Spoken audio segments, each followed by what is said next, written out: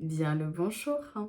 Bienvenue. Aujourd'hui mes petites pépites, on est dimanche et qui dit dimanche dit thread d'horreur sur ma chaîne YouTube exactement. Écoutez, là il est, je vous montre tout de suite parce que je sais que vous me croyez mes pépites. Il est 1h du matin.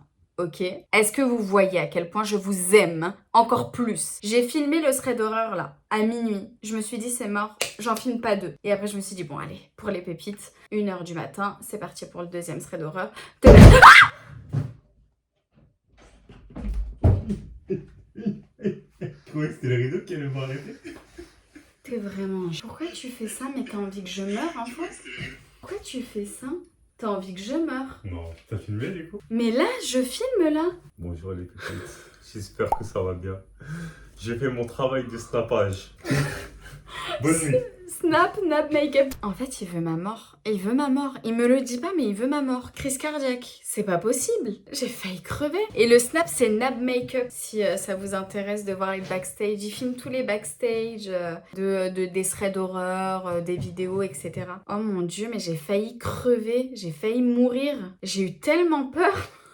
Je pense que ça s'est vu. Et sur ce, mes pépites, comme d'habitude, je vous ai choisi 3 histoires que vous m'avez gentiment envoyées à mon adresse mail qui s'affiche juste ici comme point témoignage @gmail.com. Sur ce, ne perdons pas une seule seconde de plus. Et c'est parti pour la première histoire. Père Castor, raconte-nous une histoire. Salam alaikum Cam, j'espère que tu vas bien. Moi, c'est Acélia. J'ai 22 ans actuellement, convertie à l'islam, et ce que je vais te raconter, cela a duré de mes 6 ans à mes 21 ans. Je préfère prévenir, c'est assez long, car cette même entité a bouleversé ma vie. Nous avons emménagé dans une nouvelle maison en 2007. J'avais donc 6 ans. J'étais encore fille unique, assez renfermée et solitaire. Il faut savoir que la maison date de 1700. Waouh. J'ai eu par la suite un petit frère et une petite sœur qui ont malheureusement vécu les phénomènes paranormaux avec moi. Ma nouvelle chambre que j'avais choisie me faisait peur et c'était la plus troublante de la maison. J'ai mis entre guillemets choisi car je ne me suis jamais souvenue d'avoir choisi cette pièce-là en sachant que c'était la seule pièce de la maison avec une ambiance lugubre et qui ressemblait à un grenier. Le cauchemar commence. Je me sens d'abord observée dans cette pièce et pas seule pour le coup. Mais ça se produit également dans toute la maison, mais tout particulièrement dans cette pièce. D'abord, cela commence avec la lumière qui s'allume et s'éteint toute seule. Quand ça se produit, je ne veux pas paniquer, même si intérieurement ça me terrorise. J'ai commencé également à développer une phobie de dormir chez les gens, cousines, tantes, etc. Je me sentais mal et je devais retourner à la maison, mais je ne savais pas pourquoi. Comme si je ne pouvais pas m'en éloigner. Et cela a duré jusqu'à mon adolescence. Au point qu'en vacances, j'étais toujours très mal. Mon frère aîné, j'avais 8 ans, et tout se passait comme d'habitude, rien ne s'était dégradé. Jusqu'à l'arrivée de ma sœur, quand j'avais 12 ans. Ce fut la descente aux enfers. Un matin assez tôt, toujours dans la même chambre qui me fait peur, je sens quelque chose au-dessus de moi et j'ai le réflexe d'ouvrir les yeux et de regarder. Et là, je vois une silhouette au-dessus de moi en train de me regarder. Je referme immédiatement les yeux et je fais mine d'avoir rien vu. Je ne dis rien. Je n'ose plus bouger. Je suis tétanisée par la peur. Le réveil sonne pour aller en cours et je prends vite mon téléphone. Je cours le plus vite possible en bas. Il faut savoir que j'ai toujours eu une lumière allumée pour dormir et encore aujourd'hui. Mais ceci n'était que le début de ce que j'allais vivre par la suite. Mon papa biologique venait de décéder, j'avais 13 ans. Et à son décès, une ex à lui m'a donné une photo de mon papa que j'ai accrochée dans ma chambre. Je ne sais pas pourquoi. Mais comme elle me faisait peur, je l'ai retournée. Ma mère est venue me voir une fois dans ma chambre et m'a demandé en approchant sa main vers la photo « Pourquoi tu as tourné la photo ?» Et sans raison particulière, j'ai hurlé de peur, j'ai pleuré et je l'ai supplié de ne pas retourner la photo. Et ma mère était choquée et stupéfaite par ma réaction. Ma sœur était petite et j'ai dû partager ma chambre avec elle le temps que mes parents fassent des travaux pour agrandir une chambre pour ma sœur. Sauf que ma sœur ne faisait que pleurer dans cette chambre et ne dormait pas correctement. Jusqu'au jour de ses 2 ans, où là, C'était vraiment le pompon. J'avais donc pris l'ancienne chambre de mes parents le grenier aménagé et ma petite sœur mon ancienne chambre. Il faut savoir que ma mère nous demandait d'aspirer les tâches des enfants, donc c'était à moi la plus grande de le faire. Mais je me sentais pas à l'aise, je me sentais toujours observée. Ou encore, un été il faisait très chaud, j'avais dans ma chambre un ventilo et lorsqu'il tournait, il faisait bouger les posters que j'avais mis. Mais cela ne me choquait pas plus que ça. Chez nous, pour rentrer dans les chambres, il y a toujours une petite marche et tout est en parquet. Donc on entend quand quelqu'un arrive et descend la marche. Elle venait souvent se réfugier auprès de moi pour dormir. Et cette nuit, à 3 heures du matin, je suis réveillée, le ventilo en marche et j'entends des pas qui arrivent dans la chambre. Je pense donc à ma sœur tout naturellement. Mais j'entends comme des allers-retours sur la marche pendant au moins 10 minutes. Au point de m'énerver et de dire « Bon Lilou, viens maintenant, je sais que tu es là, tu attends quoi ?» Et je me lève et au moment pour la chercher, il n'y a personne. Je suis figée. Je ressens une peur horrible et je cours dans mon lit sous la couette et fais mine d'oublier le plus vite possible. Le lendemain, je demande à ma mère où était ma sœur cette nuit et elle me dit elle a dormi avec nous, je l'ai couchée chez nous à 20h.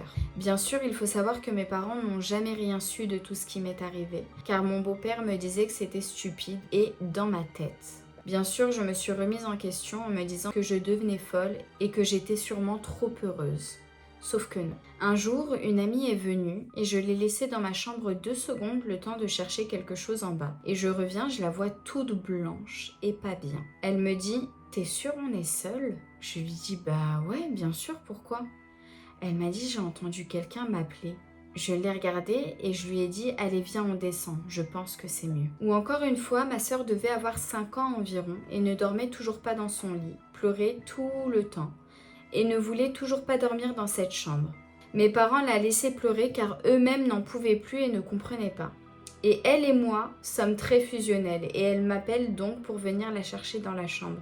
Bien sûr, cela me faisait mal au cœur donc je décide de me lever et d'aller la chercher. J'arrive dans sa chambre, donc mon ancienne chambre, et je la vois assise sur le lit en train de pleurer comme pas possible. Sa petite veilleuse éclairait juste le côté de la chambre où elle est et l'autre partie était dans le noir. Elle me tend les bras pour que je la porte et au même moment elle me dit « Il est là le monsieur dans le coin de la chambre. » Et je dis « Hein, quoi ?» Et au moment où je lève les yeux pour regarder, elle me montre sur le côté de la chambre.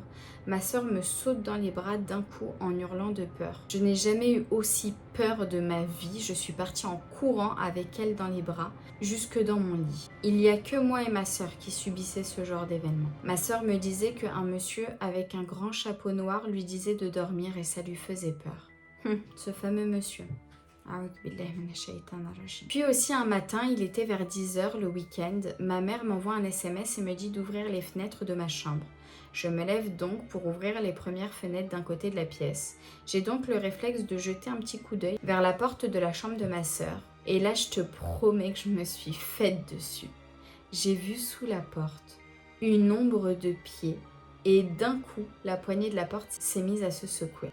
Et la porte avec. J'ai eu la peur de ma vie. Mais j'ai vérifié et tout le monde était en bas, toute ma famille. Le temps passe et je devais avoir environ 17 ans. Ma maman était assistante maternelle. Les enfants qu'elle garde ainsi que ma petite sœur dormaient. Elle m'a demandé de les surveiller le temps qu'elle aille dans le jardin accrocher le linge. Sauf que j'entends marcher en haut et je me dis qu'un enfant s'est levé. Je monte donc les escaliers, j'arrive à notre étage, celui des enfants. Je décide donc de voir dans une première chambre, mais tout le monde était couché. Je vais dans ma chambre. Pareil, la chambre de ma sœur, tout le monde était couché. Je décide de monter encore à l'étage, donc la chambre de mes parents, et tout le monde était couché. Et ouais, je garde combien d'enfants ta mère ? Je décide de retourner au fond du couloir de l'étage des enfants, donc la chambre de ma sœur, mais tout le monde est couché. Je commence donc à marcher dans le couloir pour redescendre en bas. Et là, j'entends des pas venir vers moi et limite à courir. Mais il faisait noir, je ne voyais rien. Je descends en bombe les escaliers et je souffle car j'ai eu très peur. Quelques minutes après, ma sœur descend. Je me dis donc « Ah, bah c'était elle !» Et ma sœur me dit « C'était qui le monsieur qui te courait après ?» Choquée, je l'ai regardé et je lui ai dit « Quoi ?» Mais j'avais très bien compris et je n'arrivais pas à croire ce que j'entendais. J'écris donc à ma mère pour savoir si elle a fini. Et ma sœur me dit « Il te voit ?»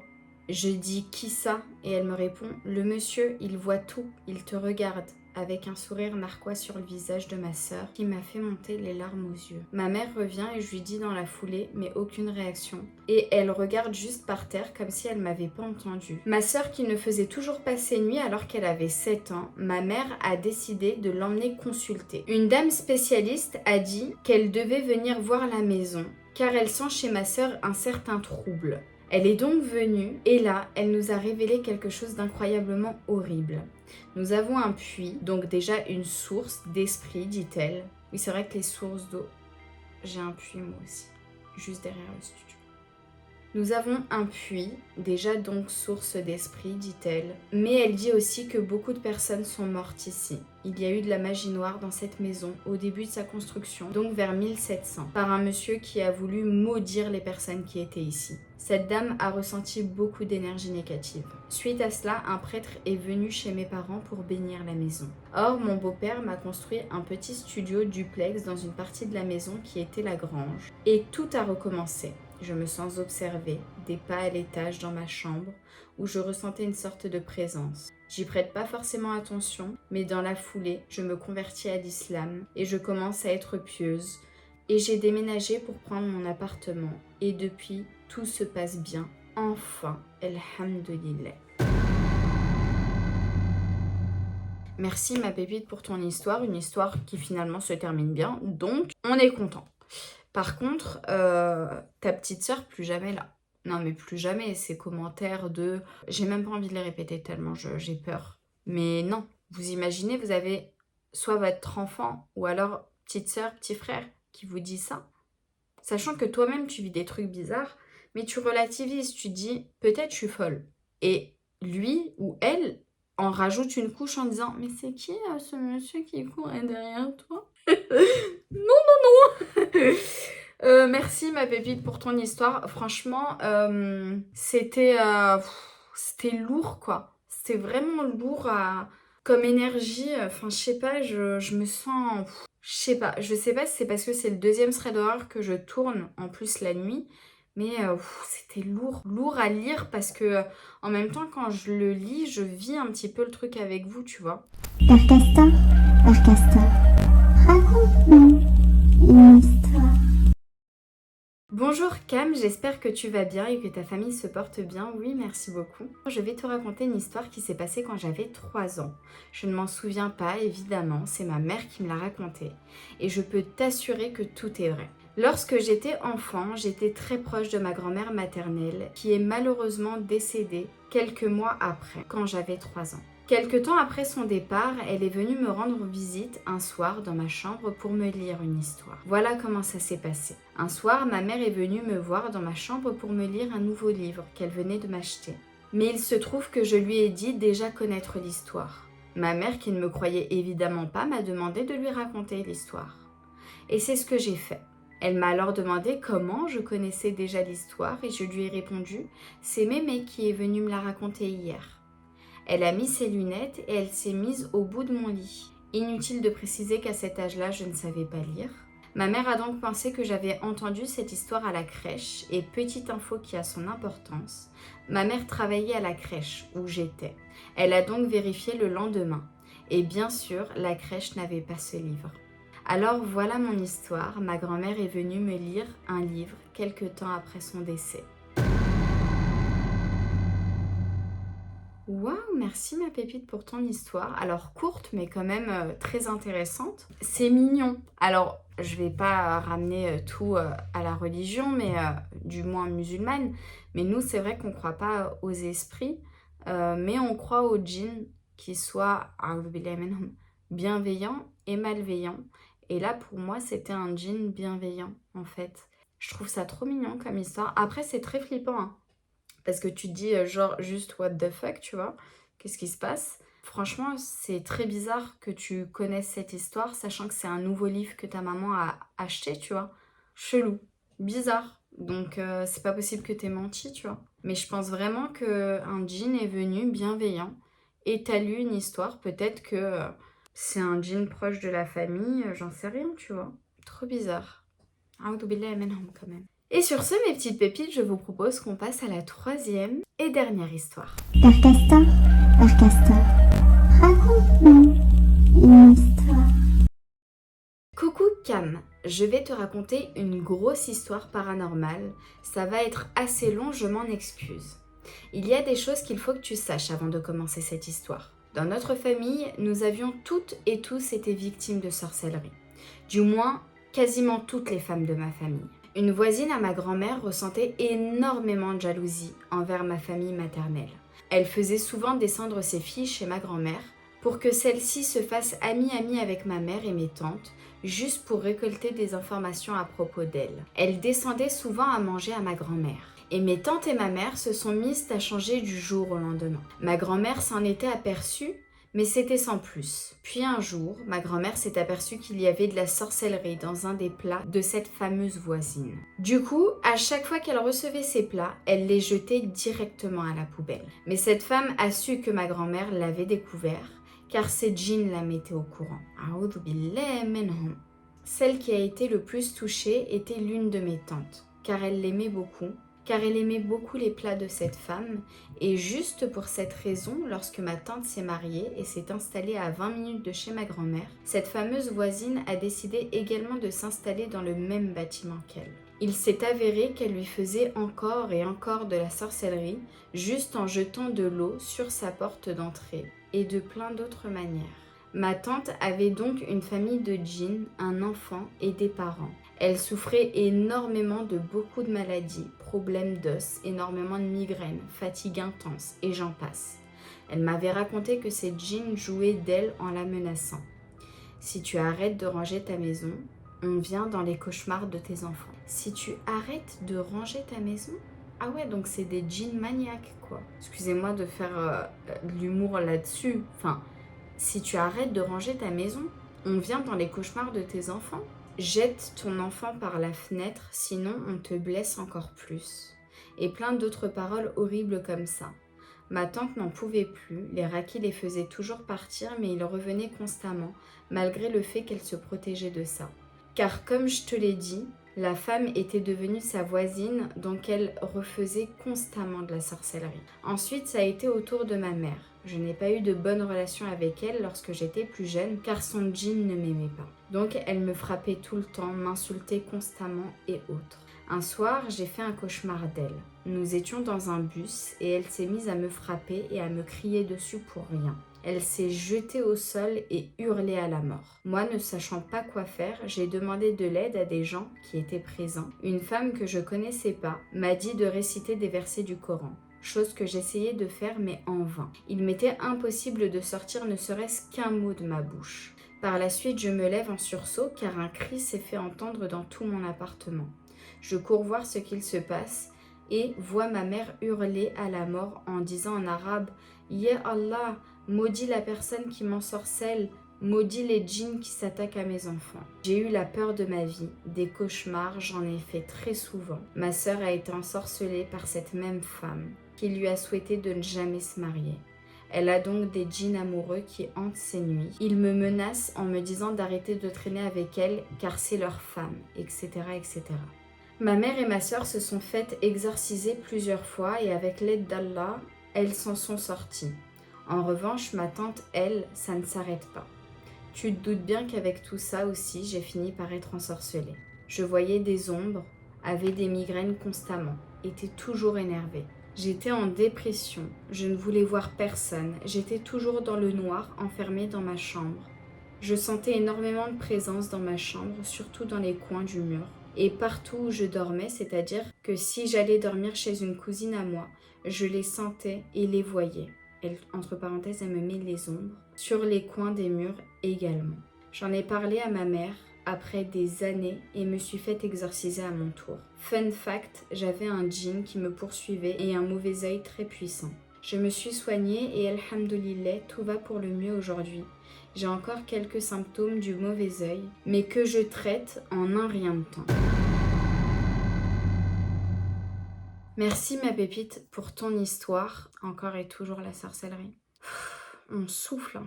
On souffle parce que ça crée énormément de mots MAUX dans la vie d'autrui en fait, de personnes. Et je suis sûre qu'il y a énormément de personnes qui ont subi en fait de la sorcellerie ou qui ont dû être exorcisées, etc. Je suis sûre que c'est arrivé à énormément de personnes. Mes pépites, n'hésitez pas à me dire en commentaire si vous aussi, vous avez été victime de sorcellerie et comment vous en êtes sorti ou si vous êtes toujours là-dedans.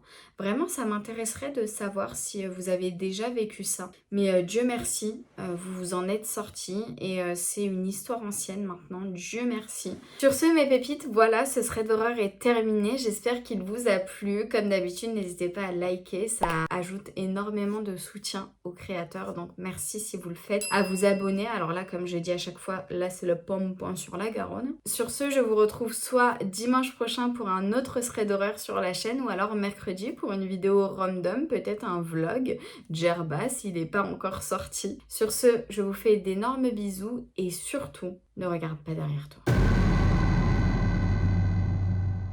Ring.